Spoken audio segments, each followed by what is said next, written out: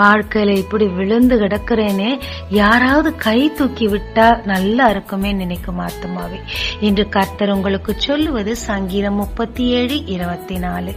நீ விழுந்தாலும் தள்ளுண்டு போவதில்லை, கர்த்தர் தமது கையினால் உன்னை தாங்குகிறார். திருடனாகிய ஒனேசிமுவை யாருமே ஏற்றுக்கொள்ள முன்வரவில்லை. பவுல் மூலமாக இயேசுவை கேள்விப்பட்டு அவருக்கு தன் வாழ்க்கையை அர்ப்பணித்த போது திருடன் என்ற பெயர் மாறி எனக்கு பிரியமானவன் என்று பெயர் அவருக்கு வந்தது.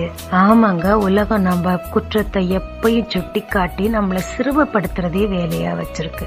ஆனால் நம் தேவனோ தள்ளப்பட்ட கல்லை தலைக்கு மூளைக்கல்லாய் மாற்றுகிறவர். அவருடைய கரத்தை நீட்டி இருக்காருங்க. உங்க வாழ்க்கையை அவருக்கு அர்ப்பணித்து உங்க கரத்தை அவர் கரத்தோடு வைங்க, தூக்கி கண்மலையின் மேல் உயர்த்துவாருங்க. ஜெபிக்கலாமாங்க. என்னை கரம் தூக்கிவிடும் நல்ல தேவனே, என் வாழ்க்கையை உமக்கு அர்ப்பணிக்க கிருபை தாரும். இயேசு மூலம் பிதாவே, ஆமென். இயேசு கிறிஸ்துவின் நாமத்தில் இந்த நாளில் உங்களை ஆசீர்வதிக்கும் ஜீசஸ் விஷன்.